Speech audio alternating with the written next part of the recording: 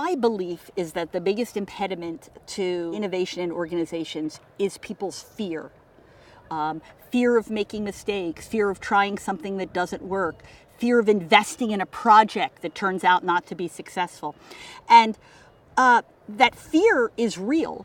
And it comes from the experiences in a lot of organizations where we expect people to get everything right 100% of the time. I think the second thing is that managers need tools.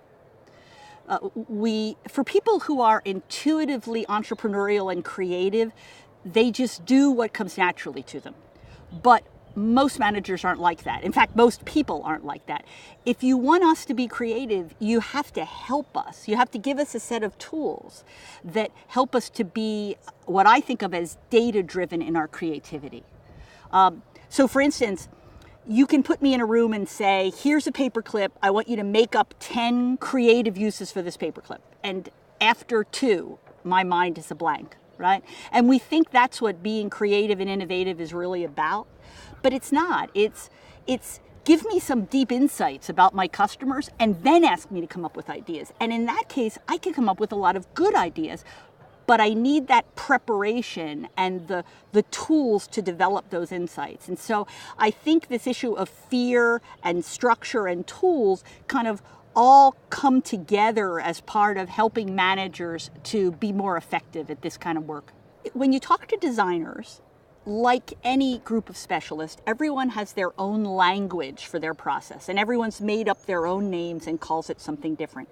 But when you really uncover what's going on behind the words, you can look across design firms, and it is a very systematic, similar process. It's not, well, like we would say, business isn't rocket science. It's not that complex, but until you've shown it to someone the first time, they really don't have any idea how to go about it. A lot of times in large organizations in particular, we just develop a lot of bad habits that were never good business to begin with, right? So maybe they're business as usual because they're bureaucratic and we're used to them and that's the way we've always done them. But if you look, for instance, at entrepreneurs and the way they approach a new market, it is very much in the spirit of design thinking. It's in the spirit of learning and the spirit of co-creating with customers. Now, entrepreneurs do these things because they don't have any money to waste, right? And because they need to focus on speed and they need to recover their investment quickly. If you want to go into a new market, you'd better spend some time immersing yourself in the lives of the people that you want to know better. And you'd better keep your bets small, and you'd better focus on paying attention to their feedback and their reactions and continuing to improve. We know that changing mindsets is possible, but not easy. It's like changing any trait that is kind of hardwired into us.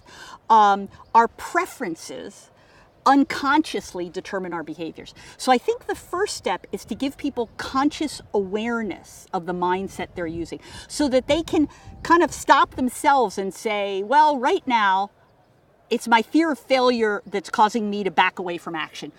If I wanted to focus on learning instead, could I conduct an experiment, right? So part of this is helping managers to understand that they in fact have a mindset and that the one they've got is actually getting in the way of their effectiveness. In the end, we lead by communicating with other human beings. And that communication may increasingly be tweets or video conferences, but it's that conversation between human beings.